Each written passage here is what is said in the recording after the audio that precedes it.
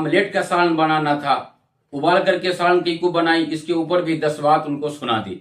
फिर एक 10 दिन के बाद फिर बहू पूछी क्या सालन में क्या बनाऊं, तो फिर से सास बोली कि अंडा बना ले। तो अब बहू को याद आया कि पहले आमलेट बनाई थी तो 10 बातें सुनने को मिला था। फिर दूसरी बात उबाल करके सालन बनाई तो उसमें भी 10 बातें सुनने को मिली थी। अब ऐसा करती हूं कि आधे अंडे को उबाल लेती हूं और आधे का आमलेट बना लेती हूं और दोनों का सालन बना करके उनके सामने पेश करेंगे, फिर देखेंगे अब ये क्या बोलती है।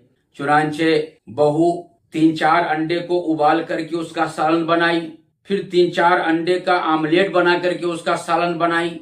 फिर दोनों सालन सास के पास जा करके रखी तो सास देख करके कहने लगी कि अम्मा ये क्या बनाई, उबालने के अंडे को आमलेट बना डाली और आमलेट बनाने वाले अंडे को उबाल डाली।